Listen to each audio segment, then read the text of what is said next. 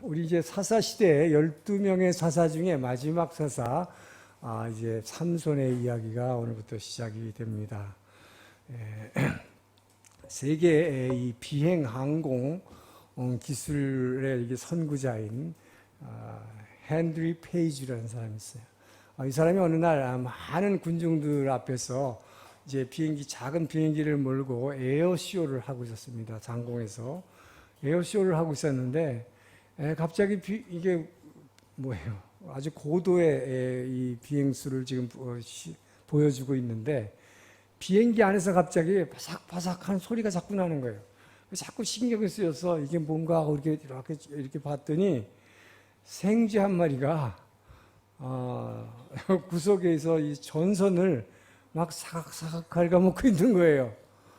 큰일 났죠. 저게 진짜 다 갉아먹어서 전선이 끊어지면 비행기가 추락합니다. 또는 합선이 된다면 추락하는 거죠. 지금 밑에는 사람이 엄청나게 많은데 떨어지면 큰일 나죠. 그 순간 이 사람은 기도했습니다. 자, 이 순간 내가 어떻게 해야 할 것인가? 무조건 여러분이 아까 찬양한 것처럼 저 높은 곳을 향하여 올라가는 수밖에 없다. 모든 것을 주께 맡깁니다. 그렇게 기도하면서 높은 곳으로 향해서 갑자기 일직선으로 쫙 올라갔어요. 그러니까 사람들 에어쇼 중에서 야 기가 막힌 에어쇼를 하는구나 하고 박수를 막 보냈는데 이게 엄청난 위기의 순간이었습니다. 쭉 상공을 향해서 올라갔더니 조금 있다 소리가 사라져 버렸어요. 왜 그랬을까요? 산소 부족으로 생쥐가 죽어버렸기 때문입니다. 여러분의 인생의 항공의 비행 과정에서도 이렇게 작은 생쥐 한 마리 같은 사단이 여러분의 생명을 위협할 때가 있습니다. 이럴 때 여러분과 저가 해야 될 것은 오직 저 높은 곳을 향해서 주님께 맡겨 확 올라가는 그 길밖에 없는 것입니다. 왜요? 여러분과 제가 찬양했듯이 그곳은 빛과 사랑이 넘치는 곳이기 때문입니다. 자, 오늘 본문은 이스라엘의 계속적인 범죄, 끊임없는 죄, 하나님은 끊임없이 기회를 주셨고 또 범죄하고 또 기회를 주셨고 그래서 이제 범죄의 결과는 항상 하나님께서 징계하시죠. 그래서 이 블레셋의 손에다가 이스라엘 사람들을 맡겨버렸기 때문에 이들이 엄청나게 고통을 받게 됐습니다. 근데 하나님은 그 고통 가운데서도 또다시 이 사사를 이들을 그 고통 가운데서 건져내실 마지막 사사 지금 삼손을 이 세상에 태어나게 삼손의 출생에 관한 이야기를 오늘 하고 있는 것입니다. 이 은혜를 누구한테 주는가? 바로 삼손의 부모에게. 그런데 삼손의 부모는 오늘 본문에 보면 아이를 임신할 수 없는 그 어머니였습니다. 그리고 아버지도 나이가 너무 많았고 그래서 늘 아기를 갖기를 원했지만 이미 다 포기한 상태에서 이 아기를 준다는 것은 기적이었습니다. 이 기적의 은혜를 베푼 것입니다. 자, 오늘 본문에서 우리는 무엇을 배울 것인가? 하나님은 자녀된 저와 여러분이 하나님의 이 기적의 은혜, 이 은혜를 체험하기 위해서, 경험하기 위해서는 무엇을 해야 하는가? 오늘 본문이 우리에게 몇 가지를 전해주고 있습니다. 자, 1절에서 3절 말씀을 먼저 읽습니다. 시작. 자, 시작.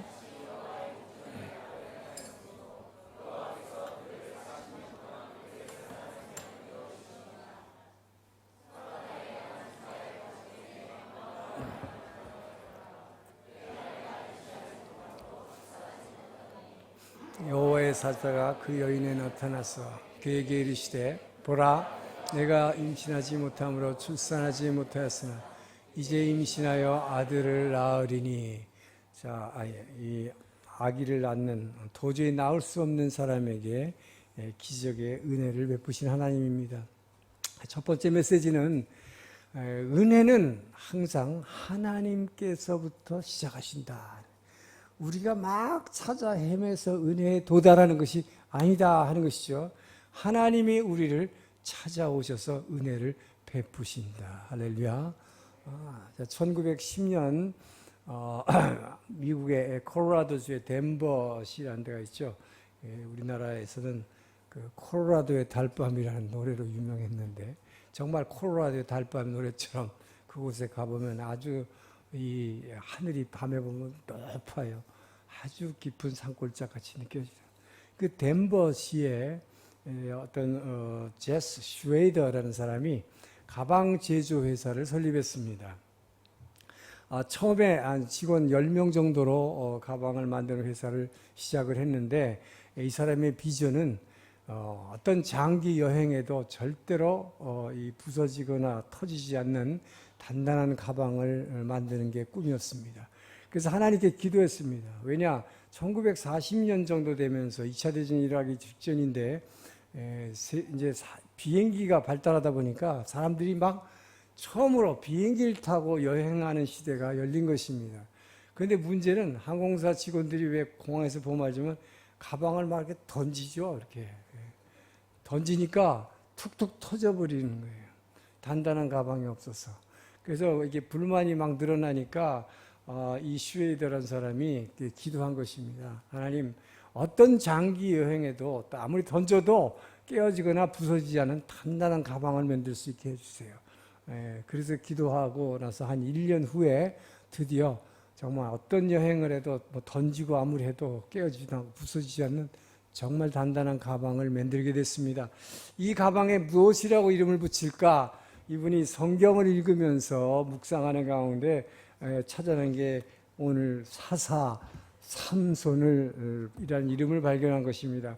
그래서 삼손처럼 강인하고 아주 힘센 절대로 깨지거나 부서지지 않는 가방 삼소나이트.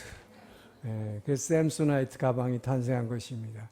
세계적인 브랜드가 됐죠. 자, 삼손은 이렇게 강인한 힘의 상징으로 되어 있습니다. 그런데 원래 삼손이라 이름의 뜻은 히브리의 뜻은 그런 뜻이 아니에요. 작은 태양이란 뜻입니다. 왜 이왕이면 큰 태양이라고 이름을 붙이지 작은 태양이라고 했을까? 그것은 이 사람이 큰 태양은 되지 못했기 때문입니다. 이제 삼손의 이야기가 계속 다음 주도 계속되지만 이 삼손의 이야기를 여러분들은 잘 알고 있어요. 사실 영화도 봤고 삼손은 하나님께로부터 큰 능력을 받아서 정말 강인하고 힘센 스태미나를 이 세상 어느 누구든 가질 수 없는 힘을 받았습니다. 근데 이 힘을, 이 스태미나를, 이 정력을 하나님의 사명을 감당하는 데 사용하지 않고 자기 육체의 쾌락을 채우는 데 써버렸기 때문에 이 사람은 큰 태양은 될 수 없었습니다. 다만 이 삼손의 이야기를 우리가 지켜보면 삼손은 죽기 전에 하나님께 기도함으로 회개하면서 기도했죠. 마지막 기회를 달라고. 그래서 그때 블레셋의 다곤 신전에 3,000명의 관객이 모여 있는데 그것을 한 번에 그냥 기둥을 붙들고 기도해가지고 무너져서 3,000명을 죽였다. 근데 이 3,000명 죽인 게 뭐 대단하냐? 여러분 그렇게 생각할지 모르지만 이스라엘은 이 사사 시대 말기 마지막 사사입니다. 요만큼의 희망이 없었던 시대에 가장 암흑의 절정에 달했던 시기입니다. 이때에 블레셋에 꼼짝을 못하고 있던 숨도 못 쉬고 있던 시절에 블레셋 사람을 3,000명 죽였다는 엄청난 일이에요. 그래서 드디어 이스라엘에게도 우리에게도 저들을 이겨낼 수 있는 소망이 있다. 한 줄기의 빛을 비춰준 것입니다. 소망을 비춰준 것입니다. 그래서 이 사람의 이름이 작은 태양이다. 한 줄기의 빛을 비추기 시작한 사람. 이제 드디어 다윗의 왕국이 세워져 가는 여명을 이제 이 사람이 비춰준 것으로 그 역할을 나타내는 것이죠.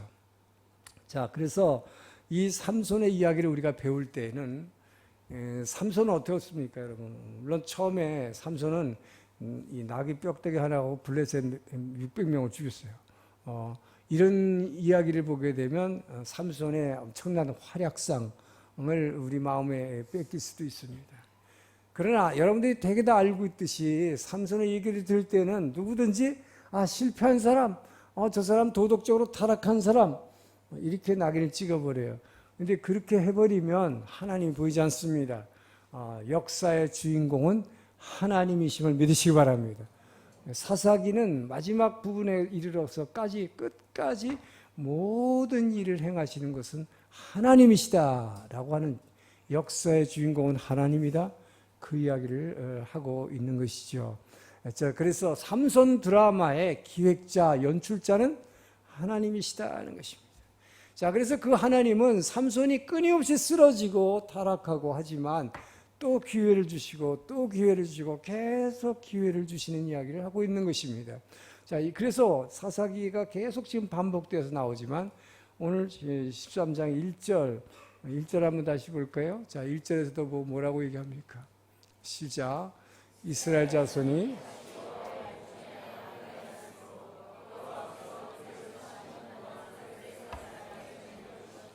자, 다시 악을 행했습니다. 그래서 블레셋의 손에다 징계를 합니다마는 그럼에도 불구하고 징계받는 것이 너무나 힘들어요. 너무나 고통받아요.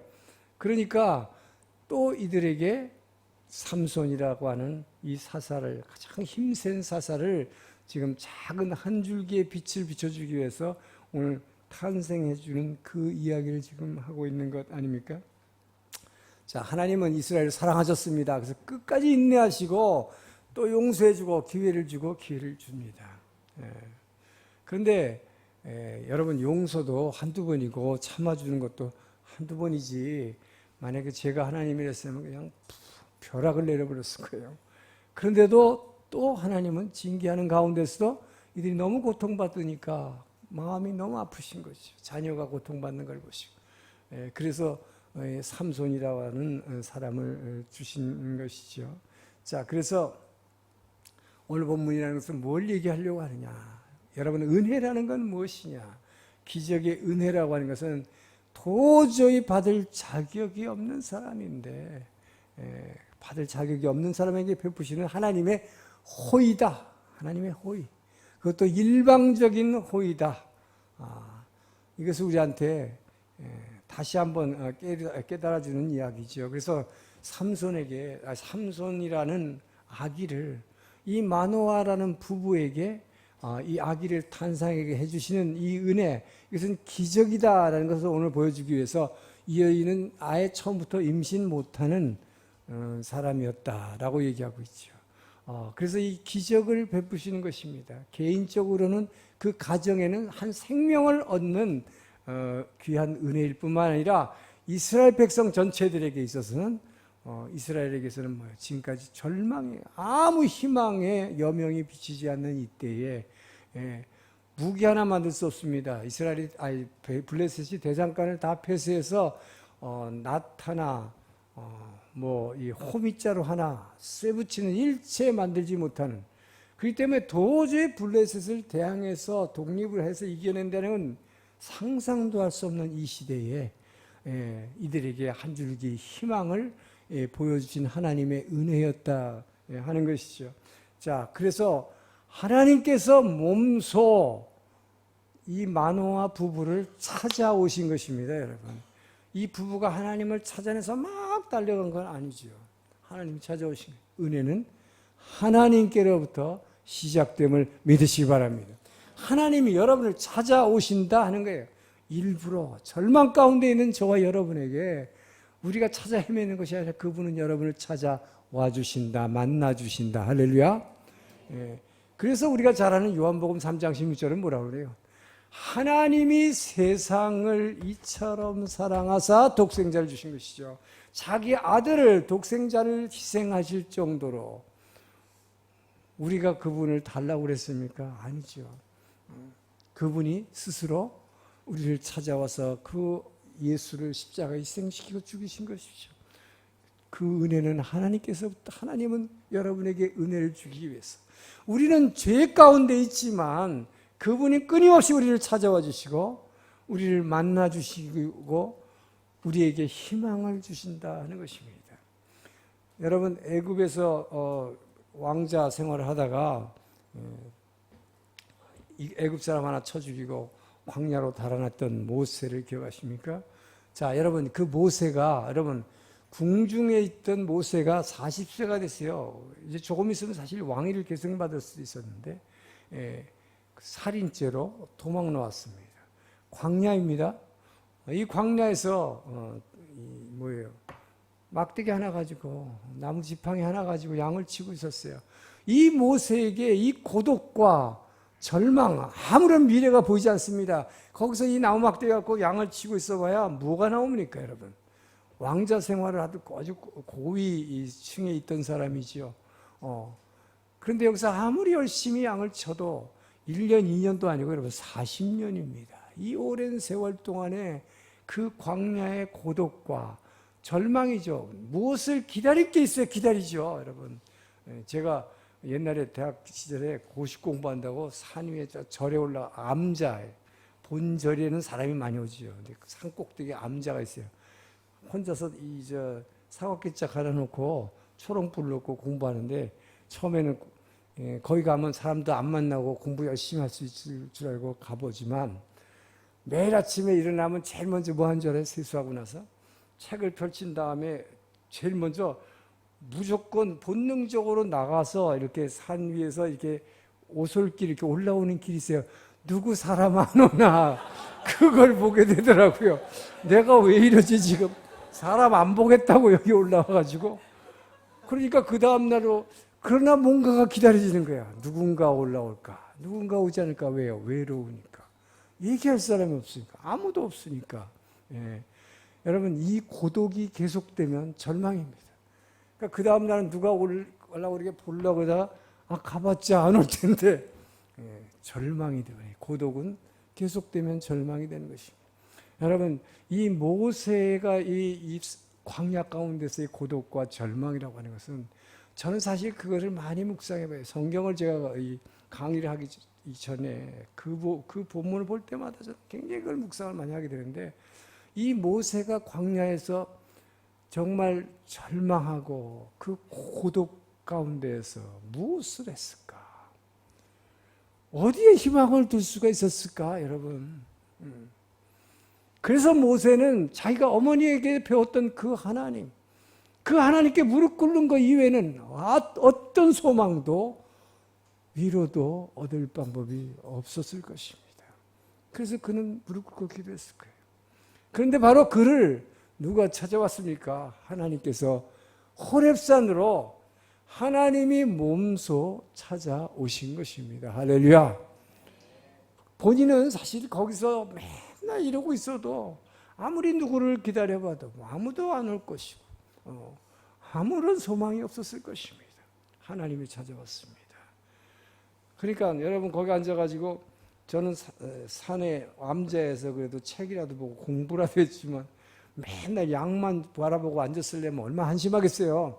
그러니까 자기가 갖고 있는 전 재산이 뭐예요? 지팡이 하나입니다. 나무 지팡이 하나. 이걸 보면 짜증이 날 거예요? 소망이 생길까요? 짜증나요, 여러분. 여러분 양을 보면 되게 처음에 보면 양 이쁘다 이러죠. 제가 뉴질랜드에 있어서 잘 아는데 양 옆에 가면 냄새가 고약해요.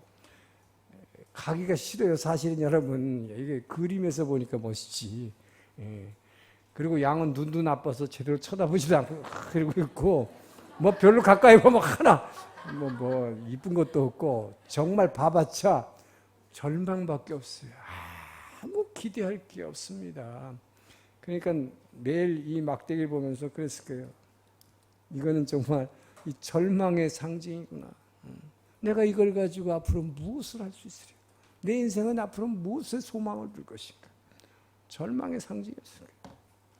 그런데 바로 그 하나님이 스스로 찾아오셔서 어떻게 해주셨습니까? 이 절망의 상징인 막대기를 하나님의 기적의 지팡이로 바꿔주셨습니다. 할렐루야. 모세가 이 지팡이를 들면 전쟁에서 이기고 모세가 지팡이를 내밀면 홍해가 갈라지고 할렐루야. 물이 없을 때 바위를 치면 물이 튀쳐나오는 거예요.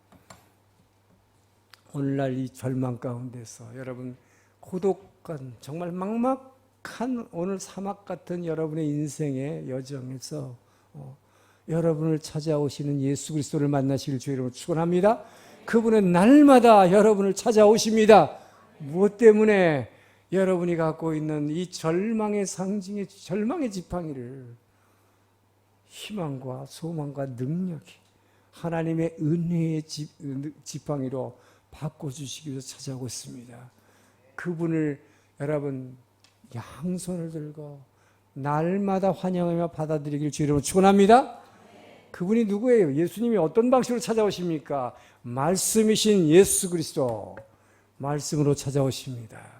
그렇기 때문에 여러분 이렇게 주일날만 와서 말씀을 아멘 하고 받아들이는 분의 인생과 날마다 아멘 하고 받아들이는 인생의 결과가 얼마나 차이가 있겠습니까? 결단한 시간 되길 주의로 축원합니다. 제가 또다시 새벽기도 얘기 안 하겠어요.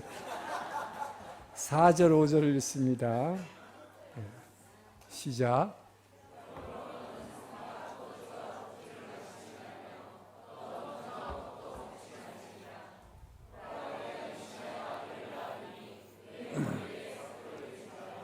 이 아이는 태에서 나옴으로부터 하나님께 바쳐진 나시린이 됨이라. 그가 블레셋 사람의 손에서 이스라엘을 구원하기 시작하리라. 신이 지금 여기서 하나님의 두 번째 메시지는 하나님의 은혜를 입으려면 나시린의 거룩함을 지키라 라고 지금 말씀하십니다. 여러분 이스라엘은 끊임없이 죄만 졌어요. 그런데도 하나님은 계속 용서해 주시고 또 은혜를 베푸시죠. 오늘도 지금 또 은혜를 베풀어서 삼손을 또 보내시는 것입니다. 자, 이걸 보면요. 하나님은 죄가 있는 곳에 은혜를 베푸신다는 걸 알 수 있습니다. 그럼 우리는 헷갈려요. 거룩해지라 그러면서 또 죄가 있는 곳에 그러면 죄를 지어도 되겠네. 근데 죄가 있는 곳에 하나님은 은혜를 주십니다. 이것이 지금 성경에서 기록한 얘기 아니에요? 그래서 죄가 있는 곳에 하나님 은혜를 주시는 이유가 뭘까요? 하나님은 죄 있는 곳에 은혜를 베푸시므로 말하면 이 은혜가 하나님으로부터 나왔다 하는 것을 깨달게 하는 것입니다. 그리고 나서 거룩해지라. 너에게 은혜를 주는 이유는 네가 죄를 지었기 때문이 아니라 이 죄에서부터 벗어나서 이제는 거룩한 사람이 되라, 깨끗한 사람이 되라, 거룩한 삶을 살라. 그러기 위해서 먼저 은혜를 주십니다. 근데 그러면서 하나님은 거룩해지라, 거룩함을 유지하라, 나시린의 거룩함을 지키라 하는 것입니다. 이게 오늘날로 하면 무슨 일일까요? 여러분이 죄를 지었을 때 이것을 진심으로 정말 눈물로 회개하고 죄에서부터 완전히 떠나라. 할렐루야. 완전히 떠나서 지금까지 왼쪽으로 가고 있으면 오른쪽으로 180도 방향을 바꿔서 저 높은 곳을 향해서 이제는 맨 죄 짓는 곳으로만 향하던 발걸음을 저 높은 곳으로 향해서 달려가라 이 말이죠. 자, 이렇게 방향을 바꿀 때 그래서 여러분이 거룩함을 지키면 그때 진짜 하나님의 기적의 은혜를 주시겠다. 할렐루야. 그것이 하나님의 약속이다 하는 것입니다. 자, 그런데 저와 여러분은 날마다 뭐에 관심이 있어요, 여러분? 여러분이 거룩한 삶에 관심이 있습니까? 솔직히 얘기해 보세요. 아침에 일어나자마자 오늘은 내가 어떻게 해야 거룩한 삶을 살까? 어떻게 해야 내가 죄 안 짓고 하나님 보시기 기뻐하시는 삶을 살까? 그 생각을 하시느냐 이거예요. 여러분의 생각은 어디에 있습니까? 눈 뜨자마자 지금 내가 이 문제, 이 궁지에서 어떻게 빠져나가지? 여기에 관심이 있습니다. 이 절망적인 인생의 내 돌파구는 어디 있을까? 어떻게 하면 우리 아이의 문제가 해결되지? 어떻게 하면 내 병이 낫지? 어떻게 하면 이 가게가 문 안 닫고 계속하지? 우리는 거기에 관심이 있어요. 무엇에 관심이 있습니까? 기적을 베푸시는 하나님의 은혜에 관심이 있다는 것입니다. 왜? 이 기적과 은혜는 하나님께로부터 오기 때문에 우리는 거기에 관심을 가집니다. 그래서 하나님은 지금 오늘 본문에서 뭐라고 하십니까? 나시린의 거룩함을 먼저 지키라. 너희들의 그런 문제들, 궁지에서 빠져나가는 방법, 절망의 인생의 돌파구를 헤쳐나가는 방법, 이것은 내가 책임져 주겠다. 할렐루야. 그런 문제는 내가 책임져 줄 테니 너희가 하는 것은 나시린의 거룩함을 지키라. 그분은 그렇게 말씀하시는 것입니다. 자, 여러분, 그런데 하나님은 오늘 본문에 보니까 이 삼손의 부모에게 나실인의 거룩함을 지키는 방법에 대해 여러 가지를 얘기했습니다. 이것을 크게 보면 두 가지의 하나님 요구사항이 있습니다. 저와 여러분의 이 기적의 축복을 주려면 두 가지를 지키라라고 말씀하십니다. 먼저 큰 첫째 한 가지는 포도주와 독주를 삼가라 그랬어요. 포도주와 독주를 삼가라. 자, 여러분 술을 즐기는 사람들 어떻게 합니까? 온갖 핑계를 다 대죠. 뭐 골프 치는 핑계는 360개라고 하는데 술 먹는 핑계는 셀 수도 없어요. 그래서 뭐 제일 많이 하는 남편들이 아내한테 하는 핑계가 뭡니까? 저도 옛날에 많이 그랬는데 직장에서 사업상 어쩔 수 없어서 그렇게 그 얘기가 제일 많아요. 그러나서는 뭡니까? 내 체면을 지키기 위해서 내 바이어 때문에 어쩔 수가 없었어. 또 윗사람이 상사가 가자 그러니까 나는 싫은데 어쩔 수 없이 예의상 내가 쫓아갔다고. 오늘은 날씨가 너무 좋아서 갖고 오늘 어제 저녁은 너무 기분이 나빠서 갖고 핑계가 여러 가지. 어떤 목사님이 이런 예화를 들었어요. 자, 이거 한국 예배 때만 가능해요. 이게 월요일 원래 마시는 날, 화요일 화끈하게 마시는 날이라서 마시고, 수요일은 수없이 마시는 날이라 마시고, 목요일은 목이 터져라 마시는 날이고, 금요일은 금방 마시고 또 마시는 날이고, 토요일은 토하면서 마시는 날이고, 일요일은 일일이 찾아다니면서 마시는 날.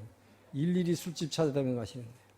여러분 이렇게 정말 예수를 믿고 나서도 성령으로 거듭나지 않은 성도 중에는 어떻게 보면 세상 사람들보다 더 이 세상의 육의 쾌락을 더 추구하고 살아간다는 것입니다. 바로 제가 정말 우리는 뭐라고 그러죠? 모태신앙. 자꾸 일본어가 나오는데 우마레 스키노 그리스. 모태신앙이라고 그러지만 정말 제가 성령의 터치를 받아서 기도하면서 성령의 터치를 받아서 정말 내가 주님께 사랑받고 있다는 그 존재라는 걸 깨닫기 전까지, 그래서 제가 온전히 변화되기 전까지는 제가 바로 그렇게 살았습니다. 그래서 제가 매일 술 먹으면서 그런 생각을 했어요. 아마 가끔가다 생각이 나는 거예요. 내가 예수 믿는 사람인데. 그런데 내가 믿지 않는 미신자보다 뭐가 날까가 아니라 내가 더 그들보다 세상의 쾌락을 더 쫓아다니는 자라 하는 것을 깨닫게 됐습니다. 저녁에 술 먹는 약속이 되는 날은요, 아침부터 일하면서 막 콧노래가 막 나와. 잘 돼요. 근데 아무 약속도 없는 날은 하루 종일 불안해서 기다리니까 누구 나한테 한잔하던 사람 없을까? 하루 종일 기다렸는데 전화가 안 와. 그럼 어떡할까요? 퇴근 시간이 가까우면 수첩을 뒤져서 전화를 돌리기 시작하는 거예요. 여기저기 막 돌려요. 그래가지고 어떻게 해서라도 한 사람이라도 꼭 붙잡아가지고 가서 술 마시는 거예요. 여러분, 교회 다닌다고 해서 세상의 쾌락을 버리냐? 그렇지 않아요. 왜 제일 먼저 나실인의 거룩함을 지키자. 거기에 포도주나 독주를 마시지 말라고 하는 거예요. 여러분, 이것이 바로 뭡니까? 인간의 자의식을 따라가는 거예요. 자의식이라는 게 뭐라고 했어요? 나만 의식하게 하는 거죠. 나만 의식하는 자의식을 우리가 따르는 거예요. 그러니까 성령으로 정말 내 안에 오신 예수의 영으로 거듭나지 않으면요, 여러분 교회를 다녀도 자의식으로 살아가는 거예요. 나만 생각하고 나와의 가족만 생각하는 거예요. 늘 우리 안에 자의식이, 사단은 우리 자의식을 줍니다. 영의 의식으로 생각하지 못해요. 자의식으로 살아가게 돼 있어요. 이 자의식이니까 뭐예요? 나를 느끼다 보니까 어떻게 됩니까? 내가 기분이 좋으니까 더 즐기려고 마시고, 내가 오늘 기분이 나쁘니까 기분을 좋게 하려고 마시고, 모두가 나의 모든 원인 제공, 목적, 이것이 다 내게 집중되어 있다는 것입니다. 그래서 여러분, 우리는 사사기를 배우면서 이스라엘 사람들 참 바보 등신들이네. 나는 그렇게 많이 두드려 맞았으면 금세 이제 무릎 꿇고 주님 항복합니다. 나 더 이상 죄 안 짓겠습니다. 그럴 텐데 이 사람들 왜 이렇게 어리석어?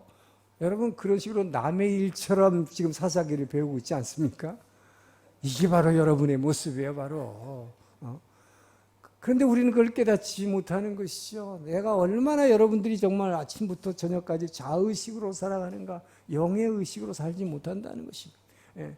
그렇기 때문에 나의 이 몸에 뭐를 채우려고 하는데 급급하다는 것입니다. 여러분, 그래서 술을 먹죠. 많은 사람들이 그래요. 성경에 술 먹지 말라는 얘기가 어디 써 있냐고 그래요. 지금 여기 있잖아요. 포도주나 독주를 삼가라. 거룩하라 이 말이에요. 이것이 거룩함의 첫째예요. 그런데 이것뿐만 아니에요. 뭐 제가 시간이 없어서 못 되지만 하박국에도 있고 잠언에도 있고 술 마시는 사람이 얼마나 악한 자고 어떻게 마지막 날 처벌을 받는가. 성경에 다 있는데 성경을 공부를 해봤어야지. 그래서 모르는 거예요. 모르면서 뭐 성경에 그런 말 어디냐. 딱 하나 아는 게 있어요. 디모데전서 2장 25절에 나오는 사도 바울이 디모데가 이 좀 비위가 안 좋아서 음식을 먹으면 자꾸 이렇게 먹질 못하고 그러니까 내 몸에 약한 그 비위를 좀 돕기 위해서 포도주를 조금 써라. 이 말을 좋아하는 크리스찬들이 너무 많더라고요. 바울도 그랬는데. 그러나 여러분 그건 아니죠. 병 고치려고 조금 써라 그런 거지 즐기려 마시지 말라는 것입니다. 뭐든지 줄이려고 해서 되지 않아요.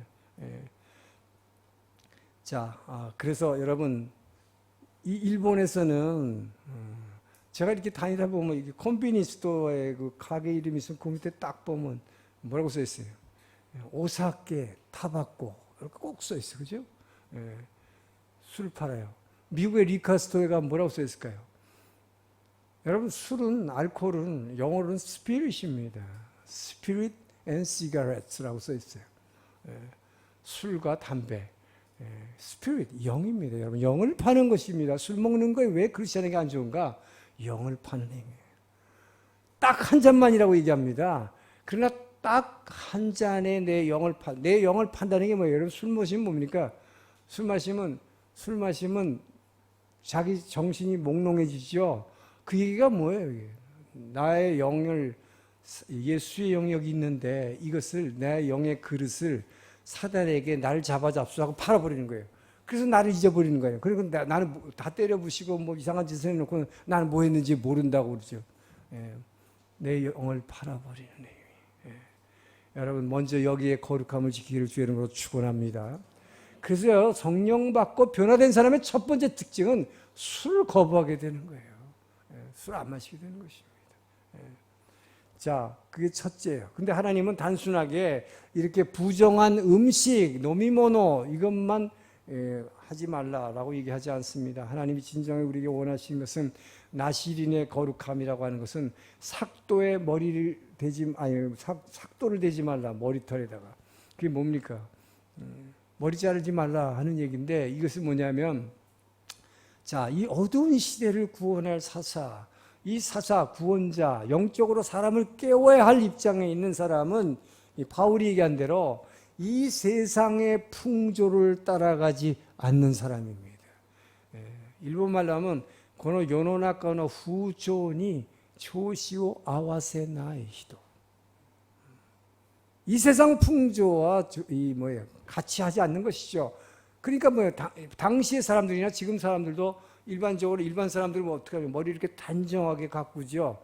그런데 나시리는 뭐예요? 일반 사람들의 세상 풍조에서 구별된 사람이다. 다른 사람이다. 저 사람은 하나님의 사람이다. 누가 봐도 외모로 구분하기 위해서 머리를 길게 기른 것이죠. 1m가 넘게 기른 것입니다. 이것이 바로 거룩함의 상징입니다. 하나님께 헌신된 사람입니다. 세상 사람과 똑같이 살 수가 없어요. 이런 모습을 하고. 그렇죠. 그렇기 때문에 이것이 세상과 구별된 삶이에요. 정말 죄에서 완전히 떠나서 정말로 거룩하고 구별된 삶을 하나님은 요구하신다 하는 것입니다. 그런데 우리는 관심이 뭐예요, 여러분? 뭔가 기적이 일어나고 내게 좋은 일, 축복이 일어나기, 은혜만을 우리는 구하고 있어요. 제일 많이 구하는 게 뭡니까, 여러분? 사람들이 원하는 기적이 그저 어떻게 해서라도 돈을 아니면 병이 정말 뭐 기적적으로 낫는 거, 우리는 그런 걸 원해요. 그러나 하나님은 아까도 말씀드렸죠. 그런 어려운 문제는 내가 해결해 주겠다. 할렐루야. 여러분이 아무리 노력해도 되지 않잖아요. 구한다고 되지 않잖아요. 하나님의 은혜가 먼저 임할 때 되는 것입니다. 그래서 그런 거는 나중에 구하고, 내가 도와줄 테니 너희가 구할 것은 뭐냐? 거룩함을, 나시린의 거룩함을 구하라. 여러분, 그렇기 때문에 정말 여러분이 건강해지고 싶고 돈 많이 벌었으면 좋겠고 그걸 원하지만 그것만큼이나 여러분이 눈을 뜨면 오늘 정말 내가 거룩한 삶을 살아야겠다, 여기에 관심을 가지느냐는 거예요. 이제부터 그렇게 변하기를 주의 이름으로 축원합니다. 정말 부정적으로 출세해가지고 자기가 더 높아져가지고 여러분 권력을 가짐으로 죄 짓는 게 얼마나 많아요. 맨날 텔레비 뉴스에 나오는 게 뭐예요? 권력이 없었으면 예를 들어서 옛날에 어떤 돌아가신 대통령이 있었죠. 그분이 권력이 없었으면 죽었을까요? 그리고 자살까지 할 이유가 없었잖아요. 또 돈을 많이 벌기를 원해요. 돈은 필요한 것이긴 하지만 그 돈을 갖다 벌기 위해서 돈을 너무 많이가 아니라 여러분 돈 많이 벌면 어떻게 됩니까? 사람들이요, 출세하고 돈 많이 벌면 딱 한 가지밖에 할 게 없어요. 죄 짓는 거예요, 여러분. 돈 벌고 건강하고 나면 그냥 생각나는 게 죄 짓고 싶은 생각밖에 없습니다. 그걸 가지고 죄 짓는 거죠. 왜? 안락한 생활이 되고 나면 그때 죄 짓는 거예요.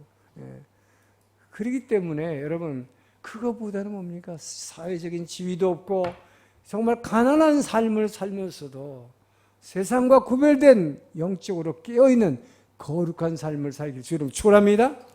여러분, 세상에 그런 눈에 보이는 그런 기적을 추구하지 마시고 진짜 기적은 무엇일까요? 예전에는 정말 맨날 술이나 마시고 육신의 쾌락이나 추구하고 죄만 짓고 살던 저와 여러분이 이제는 거룩하게, 저 사람은 하나님의 사람이다, 저 사람은 절대로 세상과 연락하지 않고 세상과 함께 조시를 맞추지 않고 구별된 사람, 하나님의 사람, 예배하는 사람, 예배를 사모하는 사람, 주님 앞에 찬양하기를 원하는 사람, 여러분, 이것이야말로 하나님이 주시는 가장 큰 기적임을 믿으시기 바랍니다. 전 여러분이 그 기적을 사모하시길 주의 이름으로 축원합니다. 자, 마지막으로 8절입니다. 시작.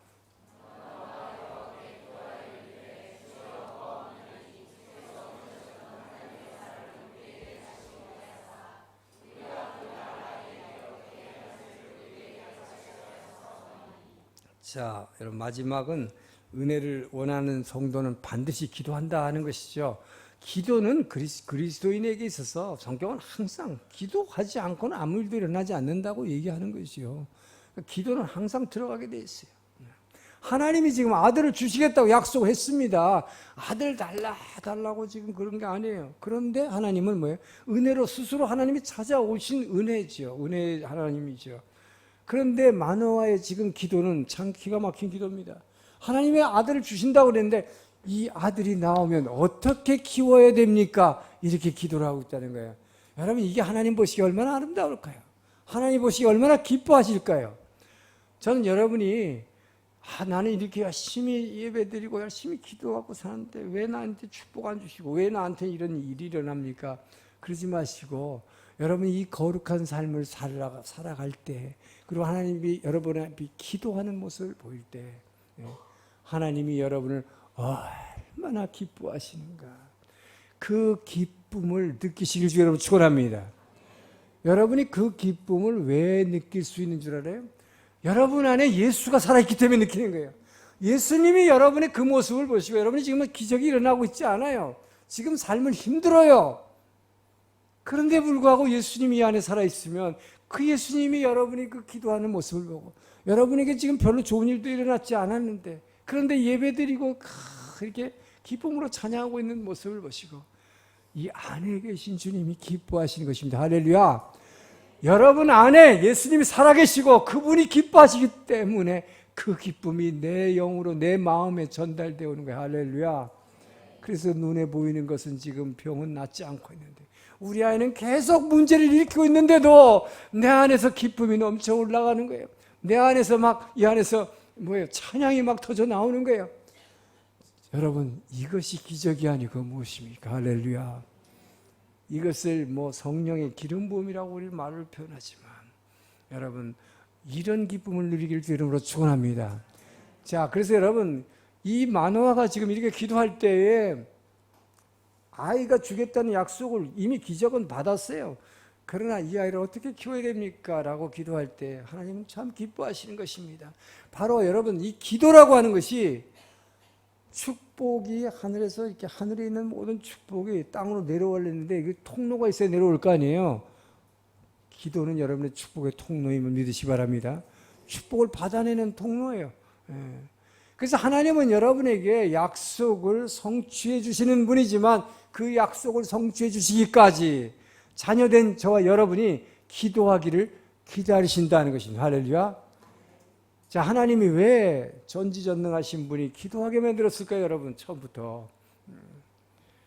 모든 것을 다, 전지전능의 뜻이 뭐예요? 모든 걸 다 아세요. 내 사정 다 알아. 그러니까 뭐예요? 기도 안 해도 다 알고 계시죠. 또 다 하실 수 있어. 그러면 그냥 난 가만히 있으면 알아서 해주시면 되는데, 우리 아이가 병나면 고쳐주시고, 애가 공부 안 해가지고 자꾸 학교 안 다니려면 학교로 막 이렇게 웅덩이 쳐가지고 보내주시고 이러면 되시지. 왜 기도하게 만드시는가?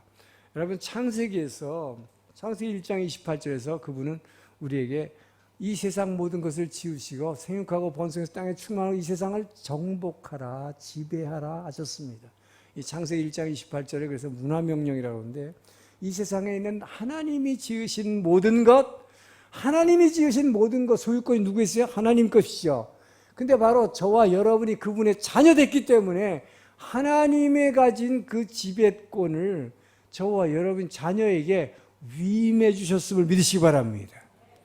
자, 우리가 그래서 이 모든 것을 우리가 누리게 되어 있어요. 그래서 여러분, 하나님 뭘 주세요 할 필요 없어요. 이 하나님은 다 주셨다. 뭐라고 써요? 창세기 1장 28절 약속으로 다 주셨어요. 이 모든 것을 지배하라, 정복하라. 이거 다 네 거다. 할렐루야. 이제부터 창세기 1장 28절부터 기도하세요. 뭐 필요한 거 있으면. 이거 다 네 거라고 그랬잖아요. 하나님이 왜 근데 내 손에 안 들어옵니까? 이 지배하라 그랬어요.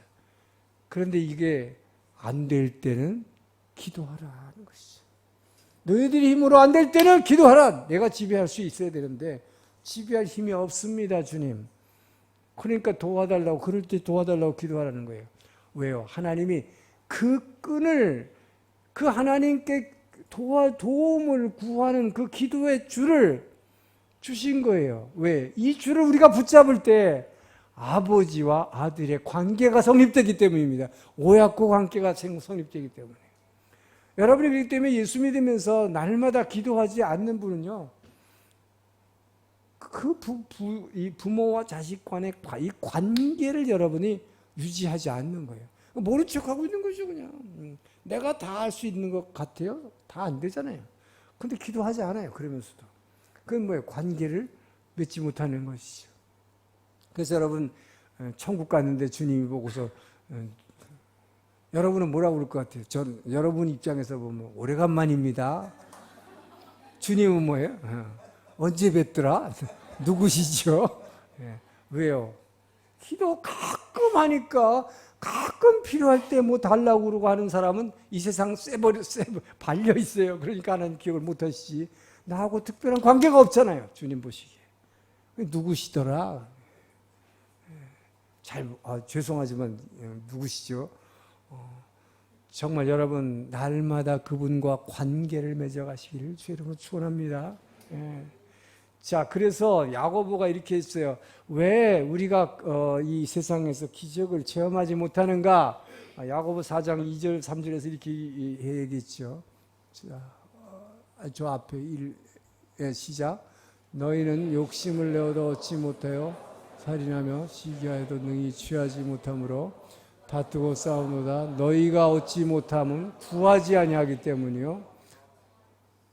3절. 받지 못하면 정욕으로 쓰려고 잘 먹고. 여기 답이 딱 있잖아요, 여러분. 첫째, 여러분이 기적을 체험하지 못하는 것, 원하는데 못 얻는 것, 기도하지 않기 때문이다. 자, 근데 저는 기도하는데도 왜 안 주십니까? 답이 있잖아요. 뭐예요? 동기가 나쁘다. 자기 정력을 위해서 구하기 때문이다. 자의식으로 기도한다는 것이죠. 그래서 주님은 여러분이 기도하기를 원하시고 기도하기를 기다리시지만 여러분의 기도를 통해서 여러분이 필요한 것을 이루는 그것보다는, 물론 그건 당연히 주신다고 약속이 되어 있어요. 그분의 뜻이 여러분의 기도를 통해서 뜻이 땅에서 이루어지기를 원하시기 때문인 것입니다. 그래서 마태복음 6장 10절은 주기도문을 가르쳐 주시면서 뭐라고 그랬어요? 뜻이 하늘에서 이루어진 것 같이. 자, 아버지의 뜻은 하늘에서 이미 다 이루어졌어요. 근데 아들을 이 땅에 보내신 것은, 또 여러분 안에 보내주신 것은 그 하늘에서 이루어진 그 뜻이 그분이 내 안에 들어와서 이 땅에서도 내 몸을 통해서 이 땅에서도 이루어지라. 할렐루야. 이 주기도문이잖아요. 우리의 기도는 뭐예요? 여러분의 이제부터의 기도는 뭐예요? 주님의 뜻이 이 땅에서 이루어지기를 원합니다. 그걸 위해서 기도하는 거예요. 근데 주님의 뜻이 이 땅에서 이루어지려고 하는 그 주님의 뜻이 뭔지를 우리는 다 몰라. 그래서 무슨 말 하라는 거예요? 이상한 하늘나라 말을 하라는 거죠. 하늘의 언어를 쓰라는 거죠. 내가 모르니까 하나님 뭐가 돼도 하늘에서 이루어지는 게 난 뭔지 몰라요. 근데 땅에서도 다 이루어지게 해주십시오. 뭔지 모르지요. 그러니까 방언 기도하는 거예요. 성령이 말하게 하심을 따라 막 기도하면 그분이 필요한 기도를 우리를 위해서 말할 수 없는 탄식으로 너희는 마땅히 기도할 줄을 알지 못하나 성령께서 말할 수 없는 탄식으로 너희의 기도를 도우시나니. 할렐루야. 로마서 8장 26절에. 그래서 우리는 정말 방언으로 기도할 때 그분의 뜻이 이 땅에 이루어지도록 기도할 수 있어요. 근데 여러분은 이것이 무슨 뜻인지는 모르고 답답하니까 이 기도를 왜 하려 하는지 의아해하지만, 정말로 그렇게 기도하고 있을 때 너무나 많은 하나님의 뜻이 이 땅에서 이루어지는 것을 여러분에게 나중에 가르쳐 주시고 깨닫게 하시고, 여러분에게 친히 말씀하시고, 저는 오늘 아침에 2부 예배에 아주 참 기쁜 얘기를 들었어요. 저는 늘 제가 이 동경에 와서 새벽에마다 기도하는 것이, 여러분들이 성령의 체험을 정말 제가 그렇게 성령에 대해서 많이 여러분에게 얘기하고 또 방언에 대해서 많이 얘기하는데 이것이 유익하다는 얘기를 많이 하는데, 주님 정말로 제가 오사카에서 4년 반 동안 해보니까, 그러나 의외로 그것을 많은 사람들이 이 은사를 받긴 받는데 그 열매를 맺지 못하더라 하는 것이죠. 그래서 끝까지 이것이 정말 그 사람을 변화시키고 막 정말 기쁨에 충만한 사람이 변화되고 그 사람을 통해서 다른 사람이 변화되고 하는 이런 일들이 왜 이렇게 오사카에서 이렇게 많이 열매가 안 맺었습니까? 그래서 제가 여기서는 동경에서는 좀 뭔가가 좀 있게 해달라고 기도했어요. 그랬더니 주님께서 저에게 그것만 금방 말씀하셨어요. 동경에서는 너가 상상하지도 못할 정도로 열매가 풍성히 열게 돼 있다고. 할렐루야. 아주 좋은 포도원입니다. 동경은 이렇게. 근데 지금 벌써 성령 집회한 지 2주도 안 지났는데, 지난번에 방언받은 성도 하나가 오늘 저한테 와가지고, 어제 주님의 음성을 들었는데 이게 주님의 음성인지 뭔지 좀 얘기 좀 해. 자기가 진짜인지 아닌지. 이 사람은 너무나 귀한 주님의 음성을 들었고, 또 본인은 순종하겠습니다 했고, 자기가 막 대화를 한 얘기를 하는데 너무나 놀라워요. 자기는 방언으로 지금 입으로는 무슨 소리인지 모르고 하고 있는데 음성이 분명히 들었는데 자기 아내한테 얘기했더니, 그거 너 생각, 당신 생각 아니냐. 본인도 자꾸 그런 생각이 들어. 내가 생각하고. 그게 뭐냐면요, 입으로는 내가 지금 방언을 얘기하고 있는데 뭔가 소리는 들렸는데 일로 탁 들린 게 아니거든. 그러니까 뭔가 가슴 소리 그냥 더 들었는데 어디서 들리는 건지 몰라요. 그러니까 자꾸 내가 생각했나 보다 이렇게 생각하는 거예요. 근데 본인은 거기에 대해서 또 뭐라고, 제가 그럼 어떻게 해야 됩니까? 그러니까 그 다음에 이렇게 해라. 구체적으로 하는 얘기를 다 했더라고요. 그래서 자기가 기도하면서 그대로, 너 저 사람 저 옆에 가서 같이 기도해라. 그래서 어떻게 기도하면 됩니까? 그 사람 등에 손 얹으라고 자기가 등에 손을 얹었대. 누군지도 모르고 옆에 있는 사람 무조건 갔어. 그게 바로 여러분, 성령께서 여러분을 터치하기 시작하는 거예요.